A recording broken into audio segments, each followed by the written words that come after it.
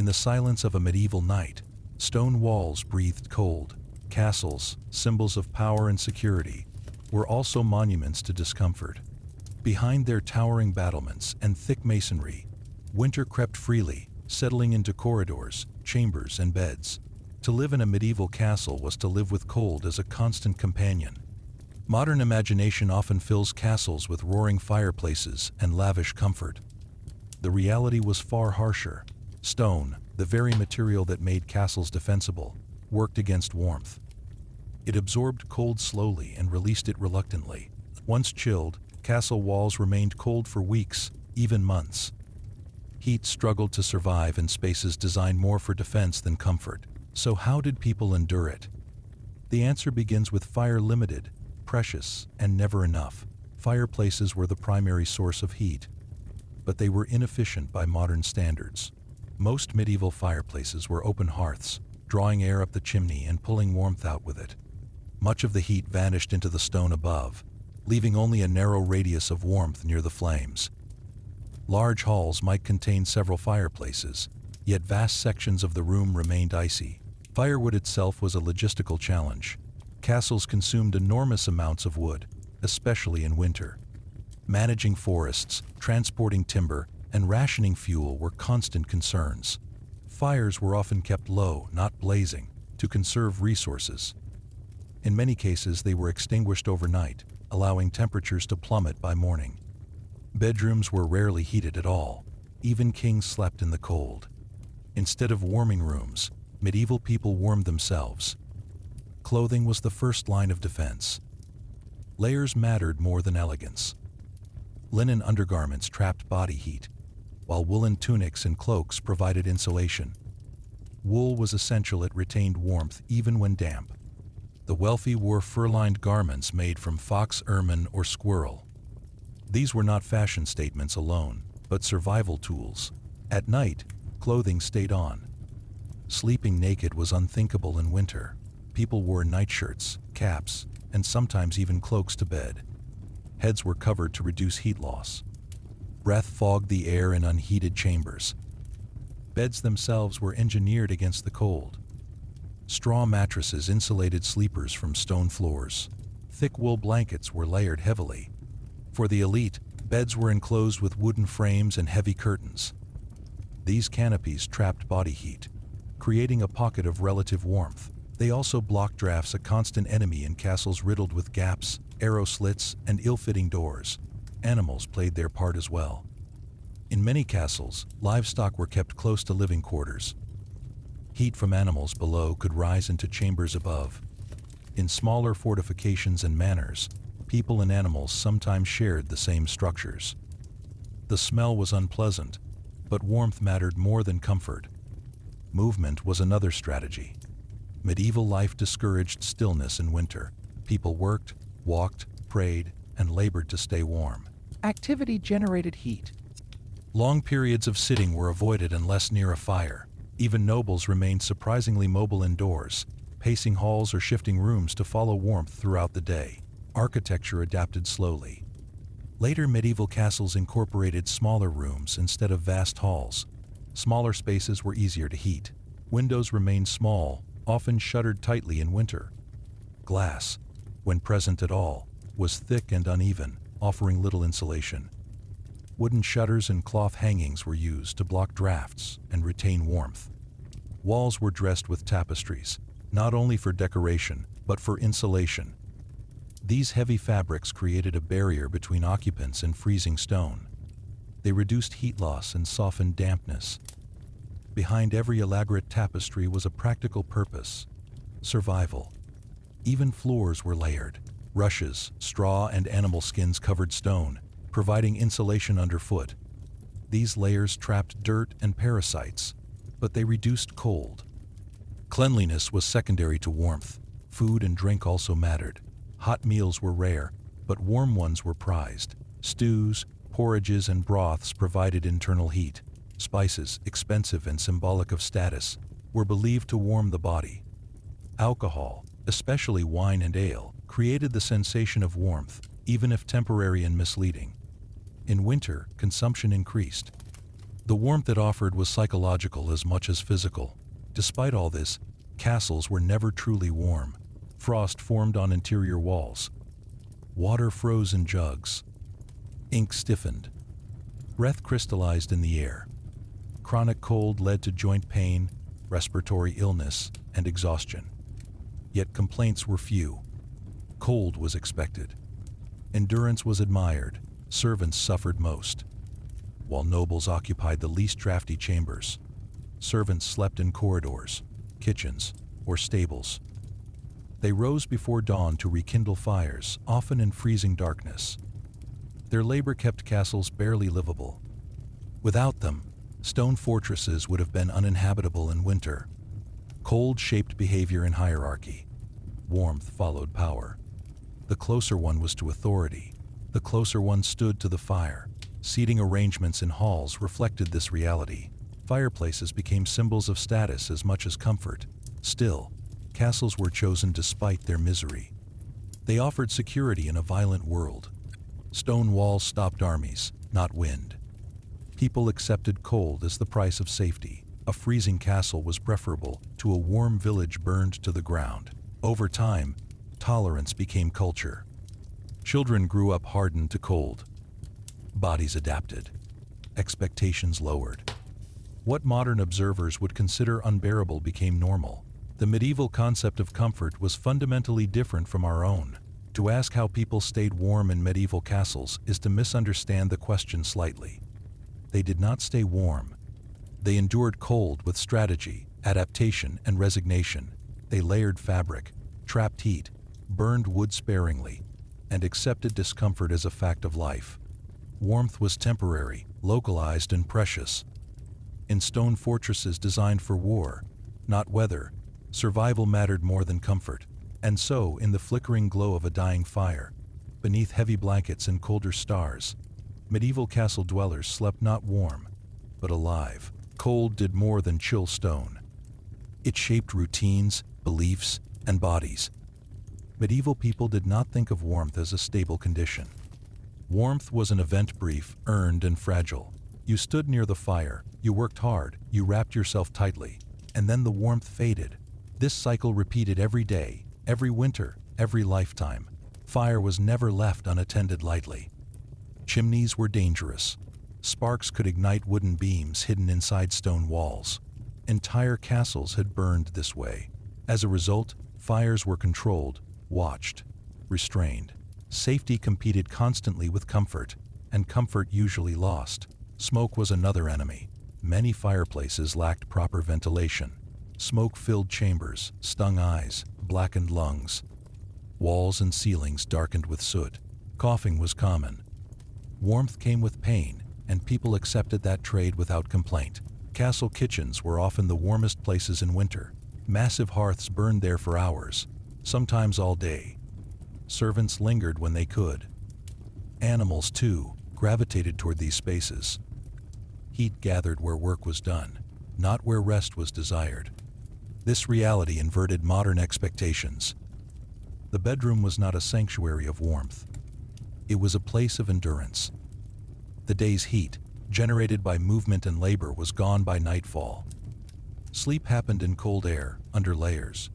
Bodies curled inward to conserve warmth. Shared sleeping was common, not for intimacy, but for survival. Servants slept together. Children shared beds.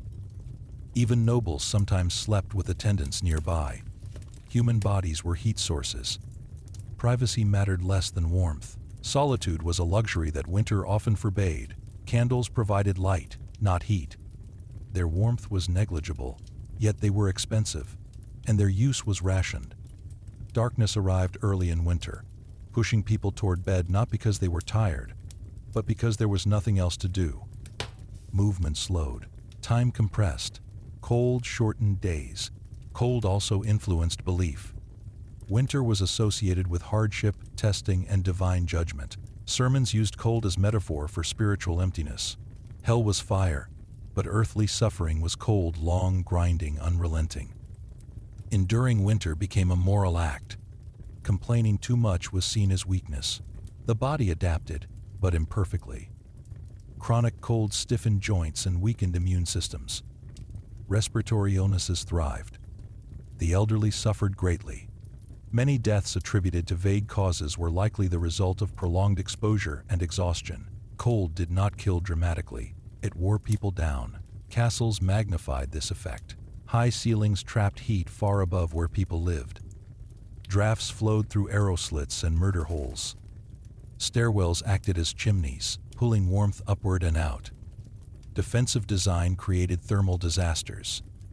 Attempts to fix this were incremental. Wooden paneling appeared in elite chambers, creating insulating layers.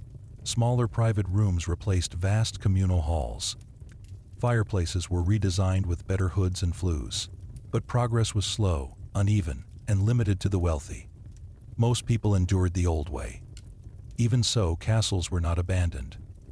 Their cold was preferable to vulnerability. Outside the walls, villages suffered just as much, often more. Huts were warmer but flimsier. Fires spread easily. Raids destroyed homes overnight. A castle, even a freezing one, promised protection. Stone meant survival. Winter sieges revealed this trade-off brutally. Castles under siege became iceboxes. Fuel ran out. Fires died. People huddled together in darkness, rationing movement to conserve energy. Frostbite, sickness, and despair spread. Many castles surrendered not because walls fell, but because cold broke the people inside. Cold was a weapon, and everyone knew it. This awareness shaped castle life even in peace. Food stores were expanded before winter. Wood was stockpiled obsessively. Repairs focused on doors and shutters, not comfort. Preparation replaced expectation. There was no illusion that winter could be defeated, only endured. The medieval idea of not freezing meant something different than it does today. It meant staying alive. It meant keeping fingers, keeping breath, keeping strength just long enough to see spring. Comfort was secondary, sometimes irrelevant. When spring finally arrived, castles breathed again. Damp stone warmed slowly. Fires were allowed to die. Doors opened. Bodies relaxed. Winter loosened its grip, and with it, the constant tension of cold survival. But memory remained.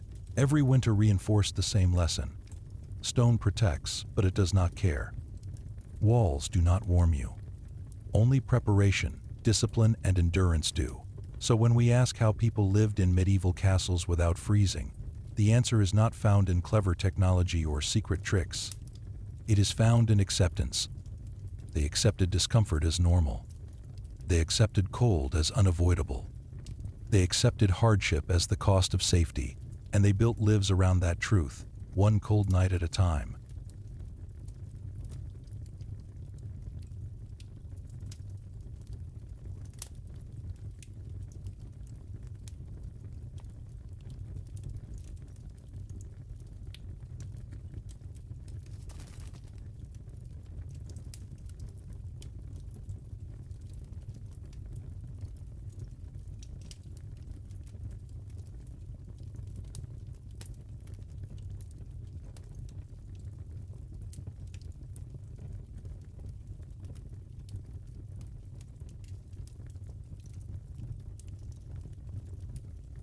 Cold did not merely surround medieval castle life, it governed it. By late winter, even the strongest fortresses felt fragile. Stone cracked from frost. Wooden beams shrank and groaned. Iron fittings burned the skin to the touch.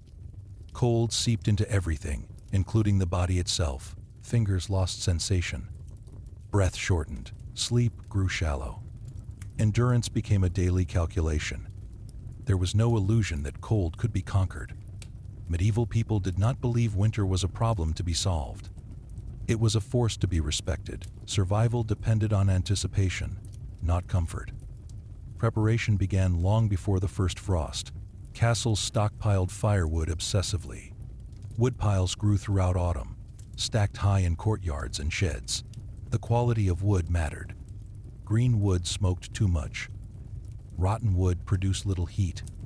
Dry, seasoned logs were precious. Theft of firewood was punished harshly, sometimes more severely than food theft. Without fuel, a castle became a stone tomb. Food storage followed the same logic. Warmth could not be trusted. so calories had to compensate. Heavy winter diets emerged not from indulgence, but necessity. Fat, bread, cheese, and preserved meats sustained the body when movement slowed. Hunger and cold together were lethal. Yet even preparation failed often. Long winters depleted supplies faster than expected. Extended storms cut off transport. Sieges accelerated collapse. When fuel ran low, choices became brutal. Fires were reduced. Entire wings of castles were abandoned to the cold. People crowded into smaller spaces, surrendering privacy entirely. This compression of life reshaped social dynamics. Hierarchy tightened around heat. Proximity to warmth reflected power more clearly in winter than at any other time. Lords and ladies claimed the least drafty rooms. Servants rotated through fire-adjacent duties for brief relief. The lowest slept farthest from heat, sometimes near entrances or stairwells where cold flowed freely. This was not cruelty, it was structure. Everyone understood the rules. Warmth followed rank because survival depended on order. A disrupted hierarchy risked chaos, and chaos in winter was fatal. Still, even the powerful suffered. Historical records describe nobles complaining of numb limbs, cracked skin, and constant illness. Chronic respiratory problems were common. Cold weakened the body year after year. Many medieval people aged quickly, their bodies shaped by exposure rather than time. And yet, there is little evidence of outrage. The medieval mindset framed suffering differently. Discomfort was not a failure of design or leadership. It was part of existence. Complaining too much risked appearing weak, ungrateful, or sinful. Endurance was praised. Complaints were private. Faith provided structure where warmth could not. Cold was interpreted spiritually. Winter symbolized trial. Enduring it proved moral strength. Survival itself was seen as evidence of divine favor. This belief did not make the cold gentler, but it made it meaningful, and meaning mattered. When fires failed and breath hung thick in the air, belief filled the space that comfort could not. Prayer warmed the mind when the body could not be warmed. Over centuries, small improvements accumulated. Chimneys became more efficient. Glass windows spread slowly among the wealthy. Stoves appeared in limited regions. Paneling reduced drafts. But these changes were gradual, uneven, and inaccessible to most. For the majority of medieval castle dwellers, the experience remained constant. Cold rooms, heavy clothing, limited fire, shared space. Endurance. Castles were never designed to be homes in the modern sense. They were weapons. Every architectural choice favored defense over comfort. Thick walls stopped arrows, not wind. Narrow windows repelled attackers, not frost. Height dominated landscapes, but exposed interiors to icy currents. This design saved lives, but not from cold. The paradox of medieval castles is simple. The structures that protected people from violence exposed them to hardship. Stone walls promised survival from enemies, but demanded suffering in return, and people accepted that bargain. Because outside the walls, life was worse. Villages burned, crops failed. Roads were dangerous. A freezing castle meant safety. A warm home without walls meant vulnerability. When forced to choose, medieval people chose stone and cold over warmth and death. This choice shaped Europe. Generations lived and died inside these cold fortresses, adapting their bodies, habits, and expectations. Comfort was not anticipated. Warmth was temporary. Survival was success. So when we ask how people lived in medieval castles without freezing, the honest answer is not found in clever tricks or hidden technologies. They lived by redefining what warm enough meant. Warm enough to move. Warm enough to breathe. Warm enough to survive the night. Nothing more was required. Nothing more was expected. And when morning came, cold, gray, and unforgiving fires were relit. Layers were tightened, and life continued. Not comfortably, but successfully.